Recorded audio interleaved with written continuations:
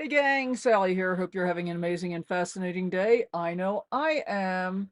And hey, let's say hello to the star of the show. That would actually be Kit.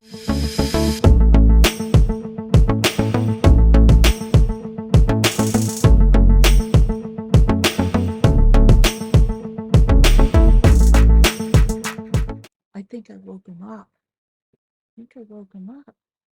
Yeah, there he is. There's the good Kit. That's the, yes. You're such a sweetheart. I know. I know. Do you want me to let you go back to sleep now?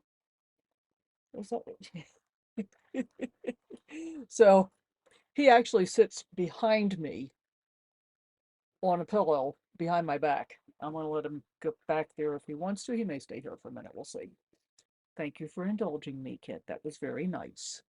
Okay, so what do we want to talk about today? Let's talk about RVing myths. Let's talk about one of the biggest myths, which is that being a full-time nomad is an expensive proposition. Now, it certainly can be, but it doesn't have to be. And that's why it's a myth. I have heard a number of prominent YouTubers say, oh yeah, don't think you're going to save any money doing this lifestyle. Really? That just seems completely and totally unreasonable to me. The way that I think about the costs of RVing, and I mostly boondock, although I'm spending the summer in New Mexico state parks this year, having a ton of fun. But basically, for $225 for a year, from whatever month you buy it, you can get a New Mexico State Parks pass as a non-resident that allows you to camp. See, there he goes. He's going to go back up on his pillow. That allows you to camp in the New Mexico State Parks in non-electric sites for free.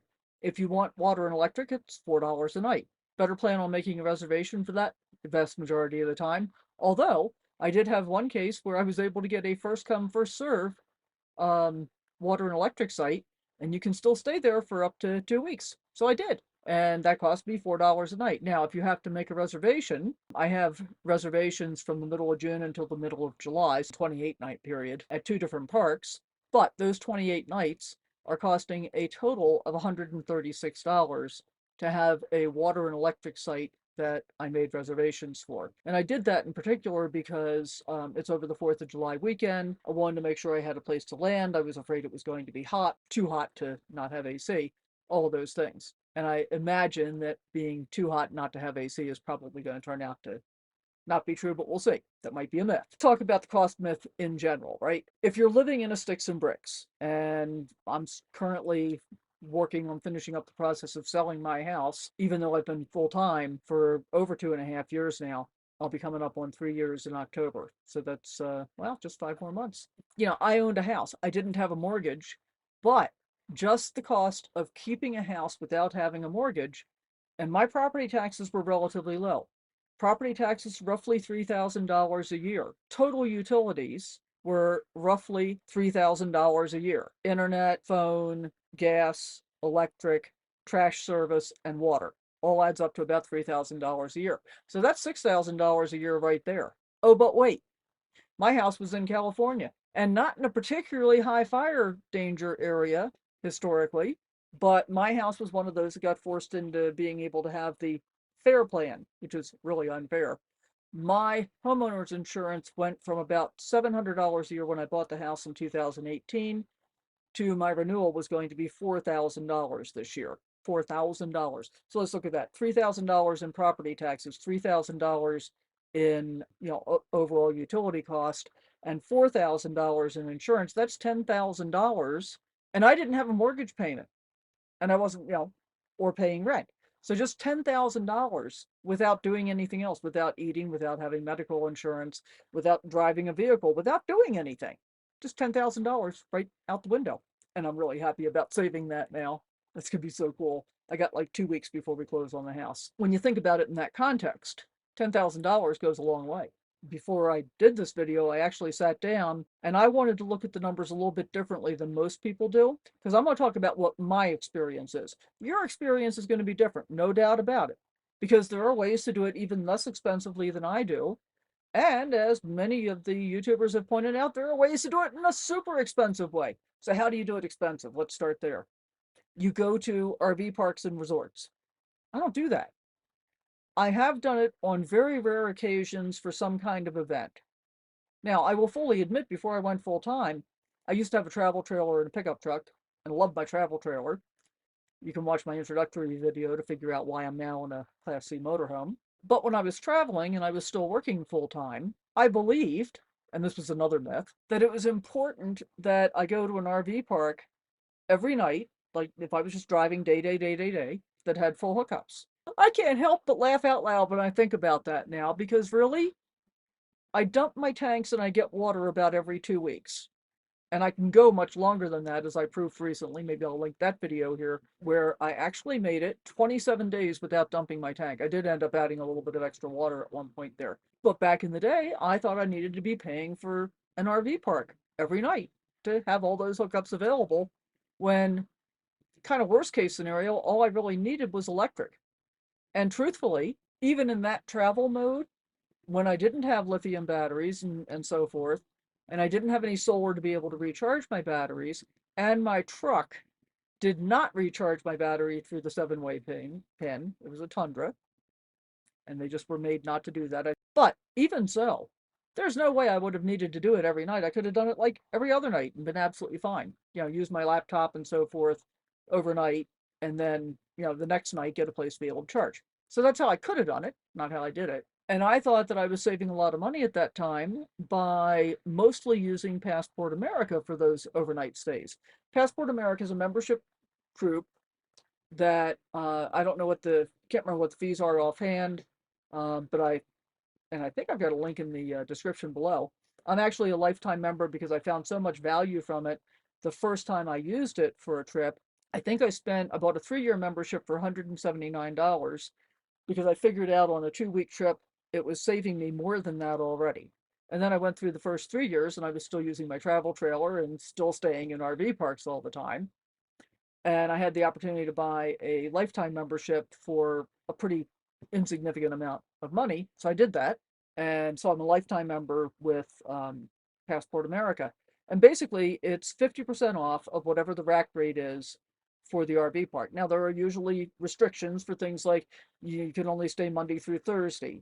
Many times you can only use the Passport America rate for one night. So there are some restrictions. You got to read all the fine print and so forth. But that's how I thought I was saving money. In real life, that would be now, I primarily boondock. So I am mostly out on public land in the middle of nowhere, no hookups, no electric, no water, no dump station, none of that stuff. And I'll stay for, as long as I feel like staying, a week, 2 weeks, whatever it is. And then when it's time to resupply and I need to dump my tanks and get water and so forth, there are plenty of places to be able to do it for free. And even if you can't do it for free, there are other options. For example, I used to get a Passport America overnight stay because I could get one for like $15. And usually, if you got to pay to dump your tanks, it's often like $10 or $15. So I could usually get a Passport America park for about $15, sometimes even less. I think I paid $10 in Deming once. And so I would rent a park, spend the night, have electricity, refill my water tank, empty my black and gray tanks, be hooked up to electricity overnight just for fun, and then go on the next day and go about my business. That is actually a legitimate way to save money if I can't find a place to be able to dump for free and get water. Usually I can. A lot of rest stops, depending on what state you're in, many rest stops will actually have dump stations there, and they usually have potable water as well. So pretty simple that way. With the New Mexico State Park Pass, even if I'm not going to stay in a park, if I want to just go in and dump my tanks and get water, I can do that too, because I've already paid for it. So that's pretty cool. Don't even have to think about it all summer long this year. That's how I do it pretty cheap. And I'm going to share some numbers with you when we get to near the end of this video, so stay tuned for that. I'm going to share my actual numbers. I'm not going to do what a lot of other YouTubers have done, and they'll say, well, like this is what we spent for camping, and this is what we spent for entertainment, and that kind of thing. I'm going to tell you what I spent for everything, including food. And again, what I spent probably not going to be what you spend, but I think it's pretty important to get an idea of how little you can do this for, and I'm going to say comfortably. A couple of caveats around that. Comfortably for me, and not you necessarily, but for me, means that I can treat living in my motorhome just like I treated living in my sticks and bricks when it comes to power usage. Can't say just like, but it's pretty daggone close. So most of the time when you buy a motorhome, even if it has an inverter, oftentimes only a few plugs are energized when the inverter is on.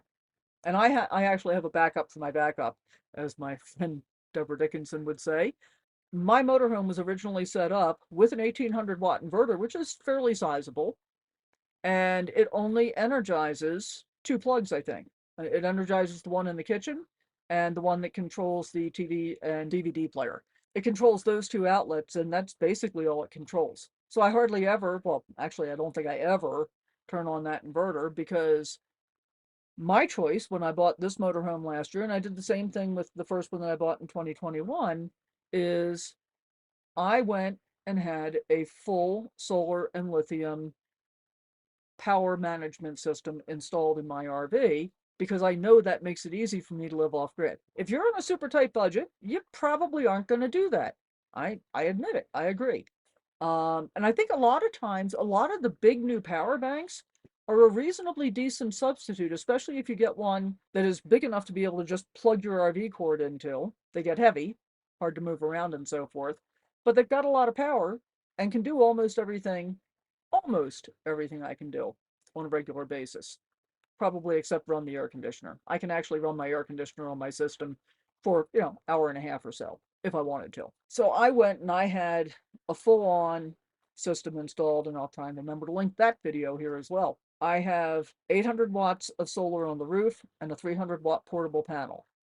I have 560 amp hours of lithium batteries. I've got a Victron 3000-watt multi-plus inverter, charge controller, all the dongles, all the wiring, all the stuff that makes the whole system work together. Got all that stuff. The average price of staying in a campground, RV park, RV resort, when you add them all up together across the United States, averages out as of a year ago at about $45 per night. I took that $45 per night and I divided the amount that I was spending on my solar system by that, and I have a 293 night payback period, less than a year. Now, I might have exceeded that already. I may need to look that up. Be right back. And I'm back. I actually went and looked it up. So I'm currently at 235 days from the date I had my solar system installed, and 293 dates will be sometime in July, early July. I think it said July 10th. So pretty close to basically having justifiably paid for my entire solar system. Now, have I had some camp nights that I've paid for along the way since I had my solar system installed? Yes, I have. But every night that I have paid for since I had my solar system installed last October has been part of the New Mexico State Park Pass, which I paid $225 for, and that's good until November 30th this year. So think about that. $225. If you're using a non-electric site at $10 a night, you only need to use the pass 22 and a half days to have paid for itself. And I've been camping almost exclusively in New Mexico state parks since about the first week in March, and this is the third week in May. I have well exceeded, getting my money's worth out of that pass. And I'm sharing all of this with you because these are all ways that you can make it relatively cheap to live this lifestyle. And as I said, you can do it cheaper than I do it, because I don't feel like I'm really scrimping on anything. I don't feel like I'm passing up on opportunities to do what I want to do or see what I want to see or go where I want to go. And part of staying in the New Mexico state parks this summer, quite honestly, is a way for me to be able to save some money. I am significantly under budget on my fuel cost since I started using these state parks. And I did that deliberately because I wanted to be happier about the amount of money that I took out of my savings to pay for this RV and to pay for the solar system that I put in when I bought them in August and October, respectively. And so this is just a way for me to be able to kind of recoup my savings without having to work at it too hard. And I still am very, very happy with everything I'm doing and the places I get to see and where I get to go. I'm camping frequently with a friend this summer, so that's been great. And I don't feel like I'm deprived in any way, shape, or form. I said I was going to share what it really cost me. And I'm going to give you numbers for year to date, this year, 2024. So these are real numbers. And I'm going to tell you what I'm going to give you is the average amount that I have spent per month between January 1st and the third week in May. So my average cost per month living this lifestyle. So I took out everything related to paying for the house and all that kind of stuff. But I left in food, I left in health insurance, I left in my clothing allowance, I left in miscellaneous household expenses. That's what I call them. You know, things that I pick up along the way, like spray bottles to do my dishes and, you know, stuff like that. That's not strictly food. I left all of that stuff in. My fuel cost, my vehicle insurance cost, repairs and maintenance, everything. I was really surprised when I saw this number. So in almost 6 months, almost 5 months this year, I am averaging $1,083 a month. Some months been a little higher, some months have been a little lower, depends on, you know, what I'm spending on what and so forth. $1,083 a month. And I'm not collecting Social Security. I'm not earning any income. YouTube doesn't pay me to do this stuff yet. Hopefully I'll get there. So I don't have any income coming in. All I'm doing is living off of my savings. And part of the reason I went through this exercise was that I wanted to verify whether or not I was going to make it without using all my liquid savings. I've got investments separately, you know, but I've got a certain amount of money that's set aside to be able to fund this lifestyle until I start collecting Social Security at age 70. And if you're wondering why I'm waiting until age 70, the answer for me is really simple. It's a pretty big difference in terms of what I would get now and what I would get at age 70. And I have enough money to be able to make it through. And even looking at Social Security's estimate of how long I'm going to live, which is, in my opinion, much less longer than I'm going to live. I think I'm going to live a whole lot longer than they estimate. But looking at the difference in collecting now versus collecting in 3.5 years from now, whatever it works out to be, can't remember exactly what that number is. I get a significantly greater amount each month. And I did a calculation on how much money I would lose by not waiting. And I decided I want to wait. I may change my mind in the future, but at this point, I want to wait. And I've got enough money in my savings to be able to do that with, and in fact, not even running out of savings. So that's really good. I was really surprised. $1,083 a month does not seem like that much, especially when you consider the fact that without doing anything at all, just owning a house without having a mortgage on it cost me $10,000 a year. I mean, what's that? $750 a month. And I haven't eaten, I haven't bought fuel, I don't have any medical insurance, you know, haven't done any of those things. And how many people are really lucky enough to be able to say that they own a house outright? Not that many. I mean, I've been a real estate broker for many, many years, and I know what it takes to be able to buy a house. Hey guys, okay, so I was sitting here editing this. Yeah, sorry about this. I've been out in the wind, it got warm, whatever, all the excuses. Anyway, I was sitting here editing this and I started thinking about it even more closely. You know, what's the comparison for me if I had just kept my house, which was paid for, gotten a cheap car, decent cheap car, but not even counting the cost of the car, just looking at minimal maintenance, car insurance, and the cost of fuel, the cost of Medicare, and the cost of food. And instead of the under $1,200 a month, my absolute minimum is about $1,750. And that's really the minimum. And how many people really are in a position where all they would be paying for the equivalent of rent is $833 a month, which is roughly what it costs to maintain the house, insurance, taxes, and utilities. So it's a pretty daggone affordable lifestyle. And as I've said, I'm not doing it on the cheap. So just something to think about. I was extremely fortunate. I worked really hard. I worked a lot.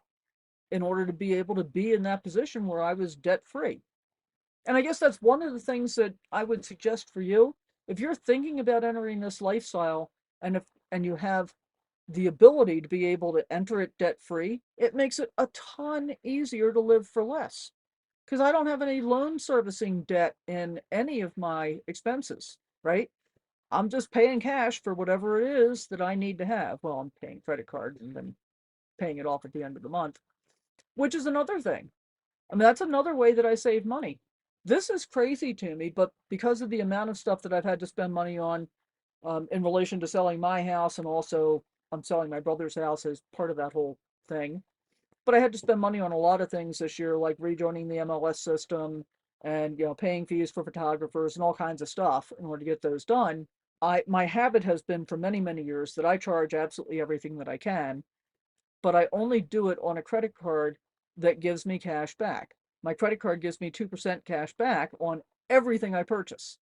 And then if I want to get crazy, I can like switch to Discover Card for one of their promotions, like if they're doing 5% on Amazon or 5% on whatever. Oh, because I have another credit card that gives me 5% on fuel. And that's the only thing I use that credit card for is fuel. I get 5% off. Pretty cool, especially when I was still in California all the time and the fuel prices were so high. I have gotten $1,000 cash back from my credit card so far this year. Think about that. If all you're taking, a lot of people like to get points and they think they're going to use them for airline travel and stuff like that. My experience had always been that, first of all, I don't fly anymore. I would in an emergency, but I hope not to ever have any. But when you use points to get airline travel and that kind of stuff, my experience had been that there were often, very often, blackout dates and all these restrictions, or you could only get the seat at the very back of the plane in the middle of the row. Not That's not exactly true, but that's what it always felt like. And so it never seemed like such a good deal to me, where I can just get 2% back on everything that I spend. And if I want to save up for a vacation, I can take that 2% and put it in a savings account, which is what I started doing last year. It's like, because I used to just let it like go back against the balance on the credit card, just reduce the balance.